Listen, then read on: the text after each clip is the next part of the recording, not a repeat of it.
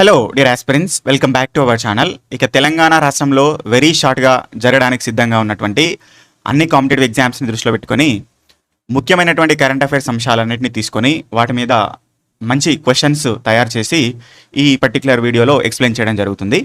ఇక చాలా రోజులుగా తెలంగాణ రాష్ట్రంలో రావడానికి సిద్ధంగా ఉన్న నోటిఫికేషన్స్, ఆల్రెడీ వచ్చి ఉన్నటువంటి నోటిఫికేషన్స్కి ప్రిపేర్ అవుతున్నటువంటి అభ్యర్థులను దృష్టిలో పెట్టుకొని సో చాలా రోజులుగా ముఖ్యమైనటువంటి కంటెంట్ని మన ఛానల్లో పోస్ట్ చేయడం జరిగింది. సో మీరు ఇక్కడ చూసినట్టయితే ముఖ్యమైనటువంటి కరెంట్ అఫైర్స్ కావచ్చు, మనకున్నటువంటి నేషనల్ లెవెల్ ఉన్నటువంటి కరెంట్ అఫైర్స్, ఇక్కడ E85 సో ఇథనాల్ బ్లెండింగ్ సంబంధించినటువంటి current affairs, big cat alliances, అదేవిధంగా రామ్సార్ సైట్లు, national critical mineral mission, uniform civil code సంబంధించింది, అదేవిధంగా కొన్ని పాలిటీ సంబంధించిన అంశాలు, సస్టైనబుల్ డెవలప్మెంట్ సంబంధించిన కాప్ మీటింగ్స్, వాటి యొక్క ఎవల్యూషన్, వాటి గురించి, అదేవిధంగా సో ఇక్కడ వన్నిటి గురించి కరెంట్ అఫైర్స్ అంశాలను ముఖ్యమైనటువంటి సమాచారాన్ని మన ఛానల్లో పోస్ట్ చేస్తా ఉన్నా.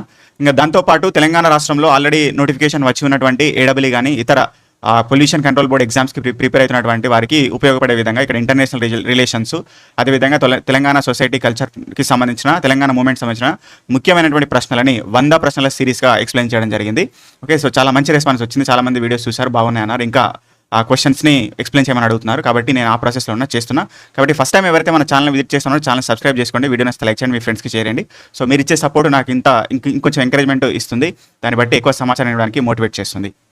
ఫస్ట్ క్వశ్చన్ చూసినట్టయితే, India's first indigenous distilled video story generating AI model unveiled by Ministry of Electronics and Information Technology in June 2026 is named as అని చెప్పేసి అన్నారు.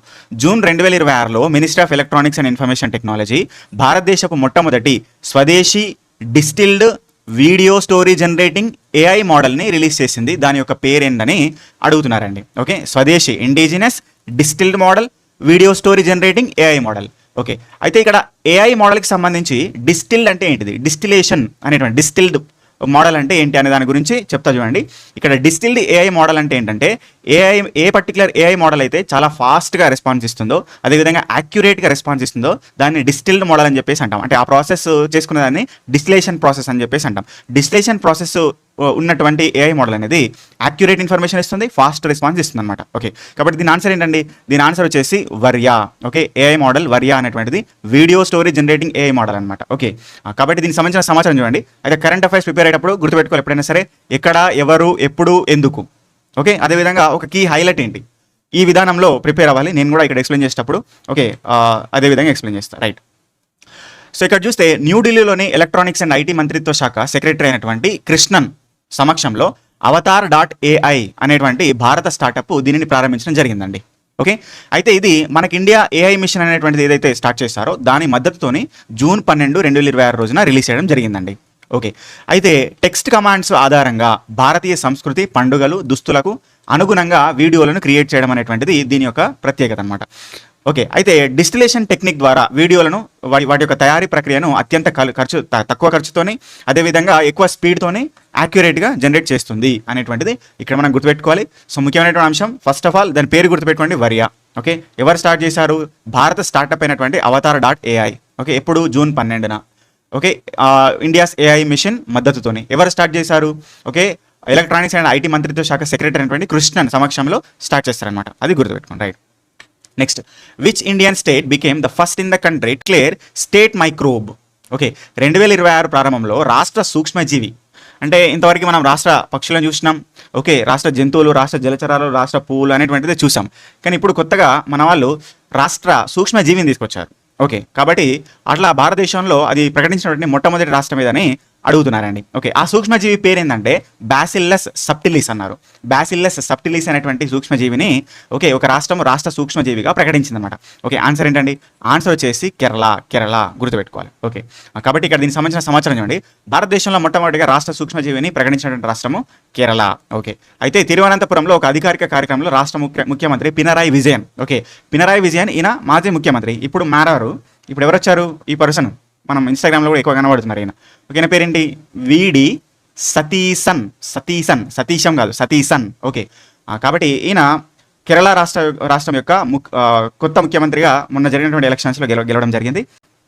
కాబట్టి సో కేరళ ప్రభుత్వం అప్పుడు, అంటే పినరాయి విజయన్ గారు ఉన్నప్పుడు ఓకే. ఈయన ఇక్కడ ఏంటంటే పినరాయి విజయన్ గారు ఒక కొత్త సంస్థను ఏర్పాటు చేశారు. Centre of excellence in microbiome అనేటువంటి దాన్ని స్టార్ట్ చేశారు. ఓకే. ఆ సందర్భంగా జనవరి 23, 2026 రోజున దీన్ని స్టార్ట్ చేయడం జరిగిందనమాట. అయితే భారతదేశంలో ఒక సూక్ష్మజీవిని తమ అధికారిక రాష్ట్ర చిహ్నాల జాబితాలో చేర్చినటువంటి మొట్టమొదటి రాష్ట్రంగా దీన్ని మనం గుర్తుపెట్టుకోవాలి. ఓకే. మరి ఎందుకు తీసుకున్నారు వాళ్ళంటే ఇక్కడ బ్యాక్టీరియా అనేటువంటిది, ఈ బ్యాక్టీరియా అంటే తీవ్రమైన ఎండ, కరువు పరిస్థితులను తట్టుకొని వ్యవసాయ దిగుబడిని పెంచడానికి బయోటెక్నాలజీ పరిశోధనలు కూడా ఉపయోగపడుతుందని చెప్పేసి దీని రాష్ట్ర సూక్ష్మజీవిగా ప్రకటించడం జరిగింది. గుర్తుపెట్టుకోవాలి. Right. So where is the India's first state backed the biosafety level 4 facility for handling deadly pathogens being established అని అడుగుతున్నారు. ప్రాణాంతక వ్యాధికారక క్రిములను పరిశోధించడానికి భారతదేశపు మొట్టమొదటి ప్రభుత్వ నిధుల బయోసేఫ్టీ లెవెల్ 4 ల్యాబ్ని ఎక్కడ ఏర్పాటు చేయబోతుందని చెప్పేసి అడుగుతున్నారండి. Okay.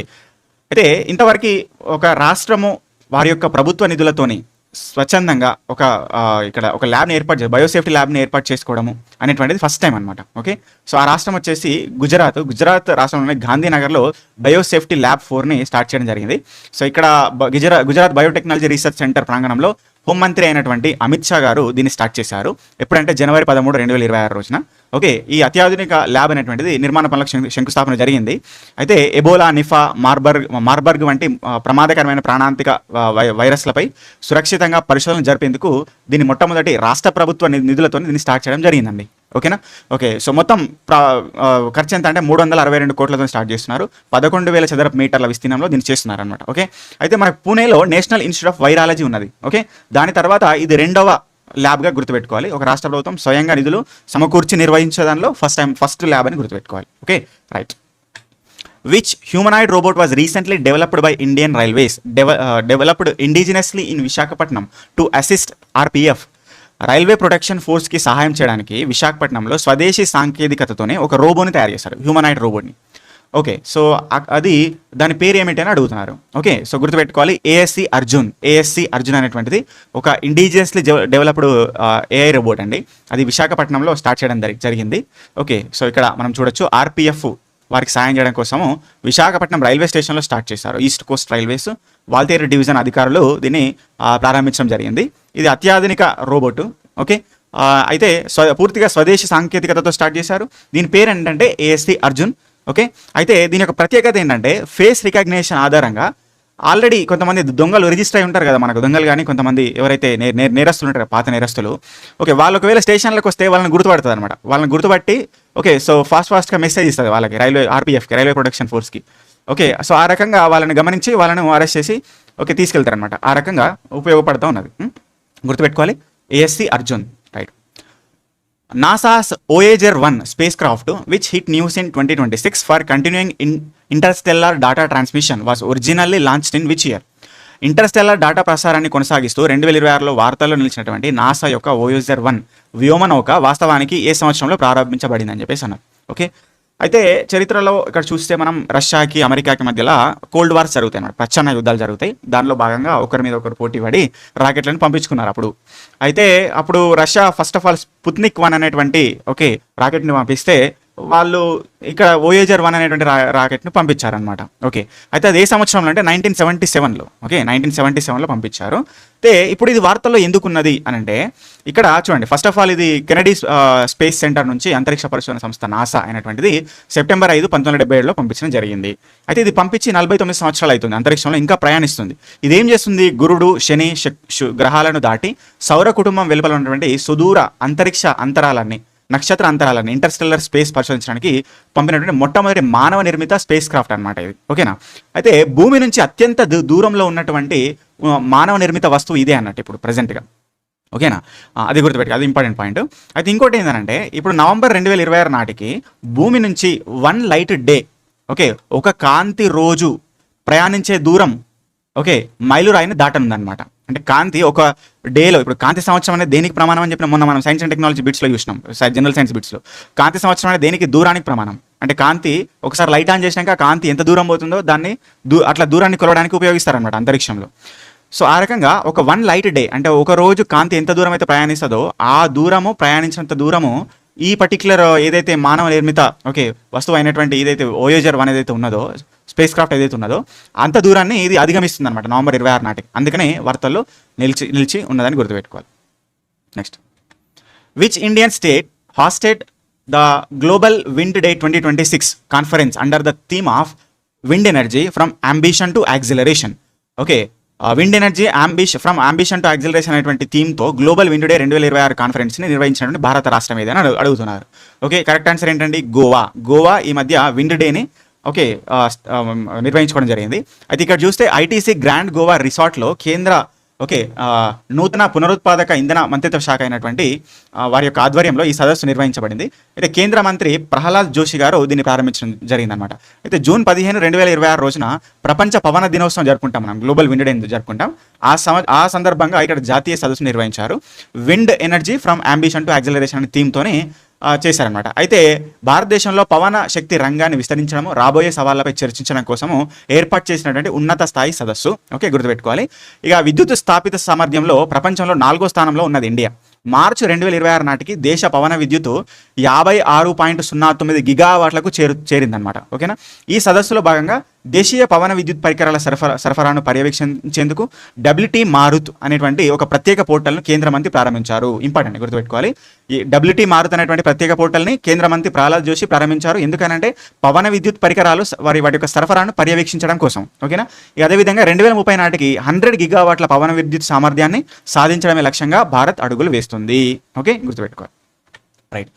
According to the government mandate effective from June 1, 2026, what component must be 100% locally manufactured for domestic solar projects?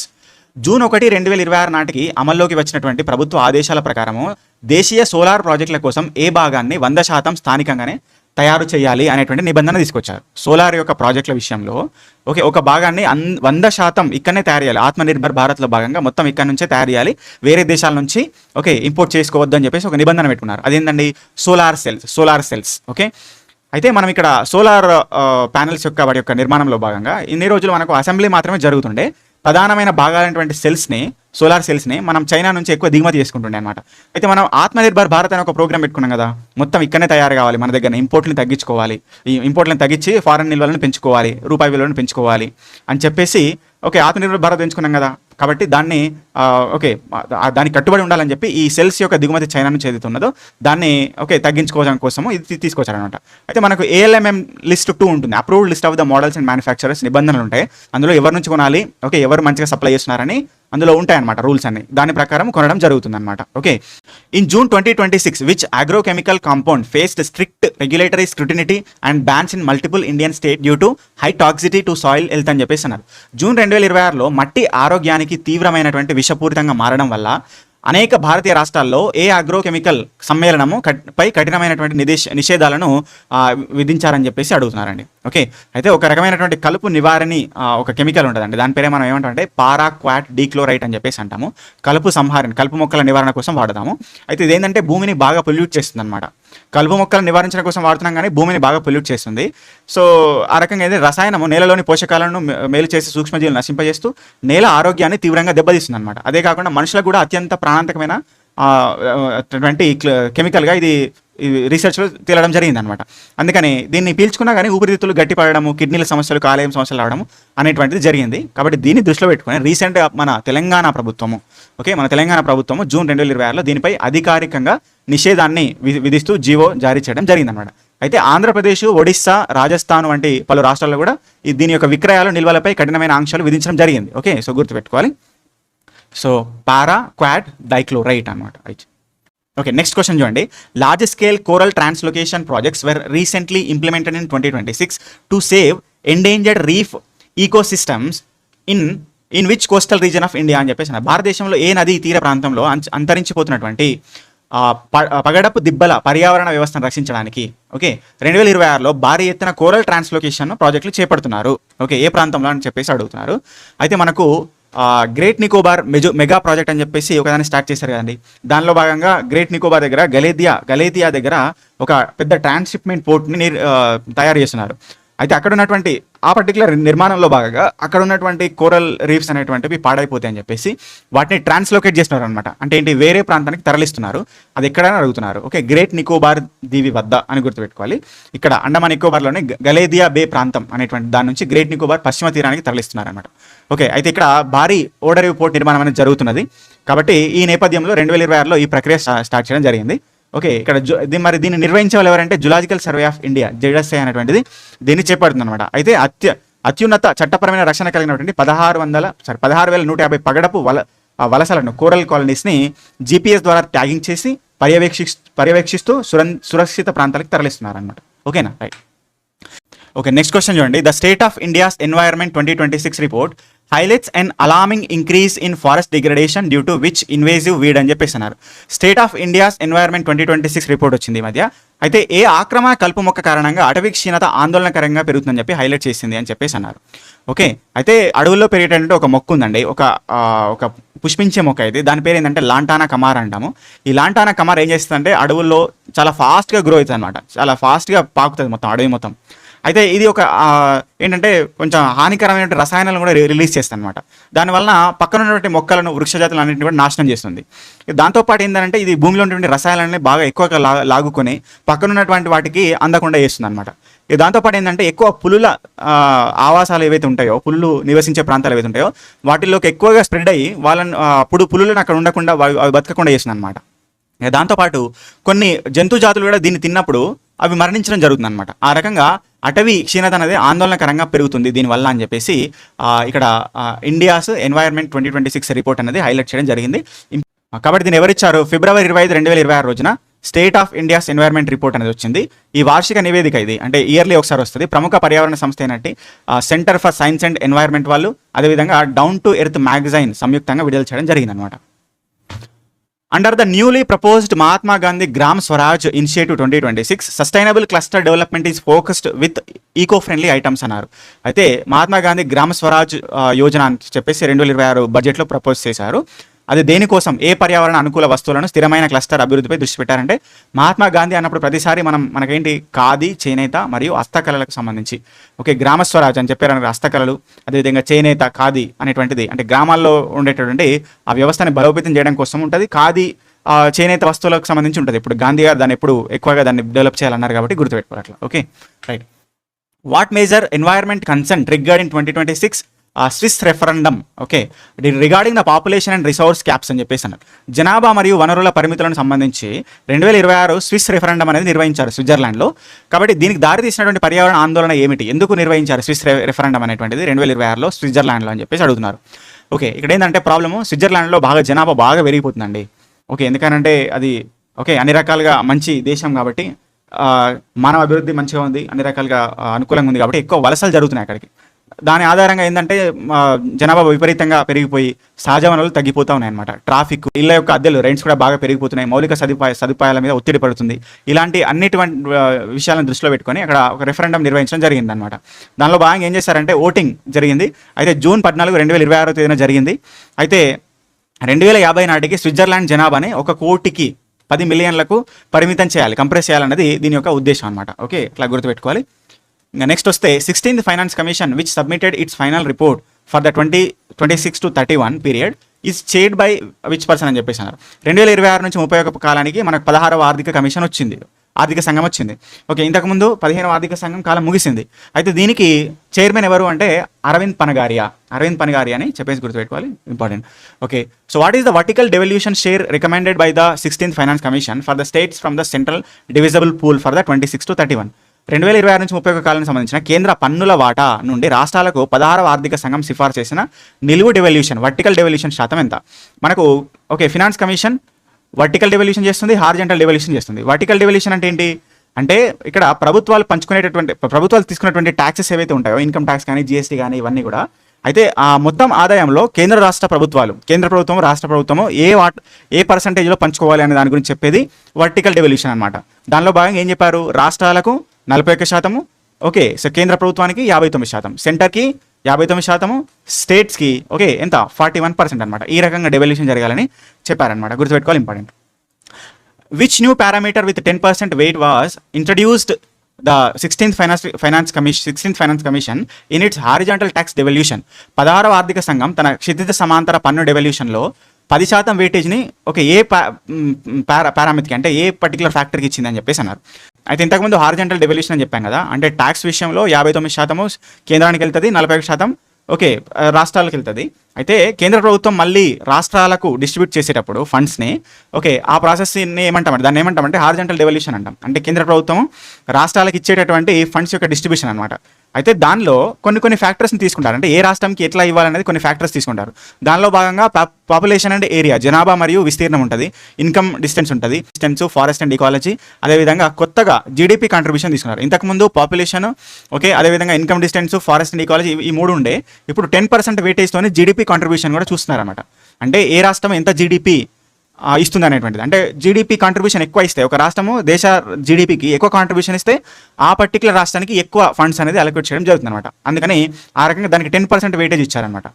అంటే ఈ మధ్య దక్షిణ భారత రాష్ట్రాలు ఎక్కువగా దీని మీద ఇచ్చేసినాయి కదా, మేము జనాభా పరంగా తక్కువైనప్పటికీ, విస్తీర్ణం పరంగా తక్కువైనప్పటికీ ఎక్కువ జీడిపి కాంట్రిబ్యూషన్ ఇస్తున్నాం దక్షిణ రాష్ట్రాలు, కానీ మాకు హారిజాంటల్ డెవల్యూషన్లో తక్కువ ఫండ్స్ వస్తున్నాయని చెప్పేసి ముఖ్యంగా తెలంగాణ రాష్ట్ర సీఎం గారు అనడం చూస్తున్నాం. కాబట్టి దానిలో భాగంగానే ఈ 10% వెయిటేజ్ని ఇచ్చారు. బట్ అయినా కూడా మనకు కావాల్సినటువంటి ఫండ్స్ అంత మొత్తంలో ఫండ్స్ రావట్లేదు, మనకు రావాల్సినటువంటి ఫండ్స్ రావట్లేదు అని చెప్పేసి ఇంకా కూడా జరుగుతుంది అనమాట. నెక్స్ట్, జూన్ 2026లో ఏ ప్రసిద్ధ భారతీయ దేవాలయ పరిపాలన సంస్థ తన పవిత్ర చిహ్నాలు పేరుకు ప్రత్యేకమైన ట్రేడ్ మార్క్ రక్షణలు పొందింది? ట్రేడ్ మార్క్ రక్షణ ఇంటలెక్చువల్ ప్రాపర్టీకి సంబంధించినటువంటి వాటి యొక్క గుర్తింపు ప్రొటెక్షన్ని పొందినటువంటి భారతీయ దేవాలయం ఏంటని చెప్పేసి అడుగుతున్నారు. ఆన్సర్ వచ్చేసి జగన్నాథ ఆలయ టెంపుల్ అండి. జగన్నాథ ఆలయ టెంపుల్ మనకు పూరిలో ఉన్నది. జగన్నాథ రథయాత్ర జరుగుతుంది, అది మనకు ఫేమస్ కదా. అయితే ఈ పర్టికులర్ ఆలయం పేరుతోనే ఈ మధ్య వెస్ట్ బెంగాల్లో ఒక నకిలీ ఆలయాన్ని నిర్మించి దానికి జగన్నాథ ధామ్ అని పేరు పెట్టేసి చేయడం వల్ల ఒక వివాదం తలెత్తింది అనమాట. చట్టపరమైన చర్య తీసుకున్నారు దానిపైన. కాబట్టి అప్పుడు ఇంటలెక్చువల్ ప్రాపర్టీ వాళ్ళు ముందుకు వచ్చి దీనికి అధికారికంగా ఒక ట్రేడ్ మార్క్ ఇచ్చారు పూరి జగన్నాథ ఆలయానికి. ఆ రకంగా దేనికి ఇచ్చారంటే వారి యొక్క పవిత్ర గుర్తులైనటువంటి నీలి చక్రానికి, ఆనంద్ బజార్ అనేటువంటి మహాప్రసాదం విక్రయించే స్థలానికి, అదేవిధంగా పతిత పావన అంటే స్వామివారి రూపానికి ఆ రకంగా వాటికి ట్రేడ్ మార్కులు ఇవ్వడం జరిగిందనమాట. అంటే ఆ రకంగా ఇట్లా ఇవ్వడం ఇది ఫస్ట్ టైం అనమాట. టెంపుల్కి సంబంధించిన వాటికి ఇవ్వడంలో ఇది first time. Next, what is the budget target for the India's physical deficit as a percentage of the GDP for the financial year 2026-27? ఆర్థిక సంవత్సరం 2026-27కి గాను భారత ఆర్థిక లోటు ఫిజికల్ డెఫిసిట్ జీడిపిలో ఎంత శాతంగా ఉండాలని లక్ష్యంగా పెట్టుకున్నారు భారత ప్రభుత్వం అని చెప్పేసి అన్నారు. ఆన్సర్ వచ్చేసి 4.3% అండి. జీడిపిలో ఫిజికల్ డెఫిసిట్ అనేది 4.3% ఉండాలి. కోశ లోటు 4.3% ఉండాలని చెప్పేసి లక్ష్యంగా పెట్టుకున్నారు. పోయిన సంవత్సరం వాస్తవంగా 4.4% ఉండే, దానికంటే తక్కువగా చేసి 4.3%కి రావాలి కోశ లోటు అనేటువంటి లక్ష్యాన్ని పెట్టుకున్నారు. అదేవిధంగా డెట్ టు జీడిపి రేషియో, అప్పులు మరియు జీడిపి యొక్క నిష్పత్తిని కూడా 55.6% తగ్గించాలని, అంటే అప్పుల యొక్క ఏదైతే అప్పులు చేస్తున్నదో దేశము ఒక ప్రభుత్వము భారత ప్రభుత్వము దాన్ని తగ్గించుకోవాలనేటువంటి చేస్తున్నారనమాట. So the government approved the 33,660 crores Bhavya scheme. What eats main objective అని చెప్పేసి అన్నారు. 33,660 కోట్లతోని భవ్య అనేటువంటి ఒక స్కీమ్ని తీసుకొచ్చారు. అది దేనికోసం అని చెప్పేసి అన్నారు. భవ్య స్కీమ్ అనేటువంటిది ఎందుకనంటే 100 ప్లగ్ అండ్ ప్లే పారిశ్రామిక పార్కులు అండి. సో ప్లగ్ అండ్ ప్లే పారిశ్రామిక పార్కులు అంటే ఏంటంటే, ఇప్పుడు ఒక ఇండస్ట్రీని స్థాపించాలంటే రకరకాలైన పర్మిషన్లు తీసుకోవాల్సి ఉంటుంది. ఎన్వైర్న్మెంట్కి సంబంధించినటువంటి పర్మిషన్స్ రావాలి, రకరకాల పర్మిషన్స్ రావాలి. అయితే వాటికి దానివల్ల లేట్ అవుతుంది అది పెట్టడం, అంటే డిస్కరేజ్ అవుతున్నారు అనమాట స్టార్టప్స్ చేసేవాళ్ళు, ఎంటర్ప్రైనర్స్. దానికోసం ఈ స్కీమ్ని తీసుకొచ్చారు, భావ్య స్కీమ్ అనేది. అయితే మనకు తెలంగాణ రాష్ట్ర ప్రభుత్వము టీఎస్ ఐపాస్ అనేటువంటి ఒక స్కీమ్ని తీసుకొచ్చింది, మనం పాలసీస్లో చదువుతాం. సో అది కూడా వేగవంతమైనటువంటి ఇండస్ట్రీస్ స్థాపన కోసము వాళ్ళని ఎంకరేజ్ చేయడం కోసం వాళ్ళని. కాబట్టి దానిలో భాగంగానే టీఎస్ ఐపాస్ వచ్చింది. దాని లెక్కన ఇది కూడా సేమ్. దీని ఏమంటామంటే భారత్ ఔద్యోగిక్ వికాస్ యోజన అని చెప్పేసి అంటారు, భావ్య అని చెప్పేసి. అయితే దేశంలో తయారీ రంగాన్ని వేగవంతం చేయడానికి, సులభతరం చేయడానికి ప్లగ్ అండ్ ప్లే అంటే ఫాస్ట్గా నేరుగా పరిశ్రమలు వెంటనే ప్రారంభించుకోవచ్చు. దీనిలో 100 నుంచి 1000 వరకు విస్తీర్ణంలో అత్యాధునిక పారిశ్రామిక క్లస్టర్లను అభివృద్ధి చేశారు. 1 కోటి వరకు ఆర్థిక సహాయం ఇస్తారు. అదేవిధంగా ఫ్యాక్టరీ షెడ్లు, రోడ్లు, గ్రీన్ ఎనర్జీ వంటి వాటన్నిటిని కూడా సప్లై చేస్తారు. మార్చి 18, 2026 రోజున క్యాబినెట్ అప్రూవ్ చేసిందనమాట. ఎప్పటి నుంచి 2026, 2027 నుంచి 2030-31 వరకు 6 ఏళ్ల పాటు ఇది అమలులో ఉంటుంది, గుర్తుపెట్టుకోవాలి. Next, the union home minister recently launch the state of the art digital portal called Vinimay. What does it stream line? Okay. అయితే కేంద్ర హోంమంత్రి అమిత్ షా గారు వినిమయ్ అనేటువంటి ఒక అత్యాధునిక డిజిటల్ పోర్టల్‌ని స్టార్ట్ చేశారనమాట. ఎందుకోసం? దేన్ని సరళీకృతం చేస్తుంది. దేన్ని ఓకే. ఓకే. బెటర్‌గా చేస్తుందని చెప్పేసి. అయితే ఆప్షన్ చూస్తే స్టాక్ మార్కెట్ ట్రేడింగు, అదేవిధంగా భూ సరిహద్దుల్లో రవాణా ప్రాసెసింగు, ప్రయాణికుల కదలికలు, క్రిప్టో కరెన్సీ పన్ను వసూలు, మైక్రో ఫైనాన్స్ రుణాలని చెప్పేసి అన్నారు. ఓకే. ఆన్సర్ ఏంటండి? భూ సరిహద్దుల్లో రవాణా ప్రాసెసింగు, ఓకే, మరియు ప్రయాణికుల కదలికలు అని చెప్పేసి ఇక్కడ. అయితే ఈ మధ్య హోమ్ మినిస్టర్ గారు ఎక్కువగా బార్డర్స్లో జరుగుతున్నటువంటి యాక్టివిటీస్ మీద ఎక్కువ కాన్సన్ట్రేట్ చేశారు. న్యూస్లో నిలిచింది ఎక్కువ. దానిలో భాగంగానే అంతర్జాతీయ సరిహద్దులు ఉన్నటువంటి ల్యాండ్ పోర్టుల యొక్క నిర్వహణ, అదేవిధంగా సరుకు రవాణా విషయంలో, ప్రయాణికుల రాకపోకల విషయంలో పూర్తిగా డిజిటలైజ్ చేసి వేగవంతం చేసి సరిహద్దు భద్రతను బలోపేతం చేయడం కోసము ఓకే జూన్ 9, 2026 రోజున ఈ పర్టికులర్ పోర్టల్ని స్టార్ట్ చేయడం జరిగింది. Important. Next, the union budget 2026, the government proposed to establish dedicated rare earth corridors across which of the mineral rich states అని చెప్పేసినారు. అయితే మొన్న ఒక వీడియో చేశాను అక్కడ ఏంటి నేషనల్ క్రిటికల్ మినరల్ మిషన్ మీద. అందులో రేర్ ఎర్త్ మెటల్స్ గురించి చెప్పడం జరిగింది. అయితే రేర్ ఎర్త్ మినరల్స్కి సంబంధించినటువంటి వాటి యొక్క ఎక్స్ప్లోరేషన్స్లో భాగంగా గవర్నమెంట్ ఫండ్స్ని కేటాయించి వాటిని ఓకే ఎంకరేజ్మెంట్ చేస్తుంది. దానిలో భాగంగానే రేర్ ఎర్త్ కారిడార్లను ఏర్పాటు చేసింది అనమాట వివిధ రాష్ట్రాల్లో. ఎక్కడెక్కడ అంటే ఒడిశా, కేరళ, ఆంధ్రప్రదేశ్, తమిళనాడు.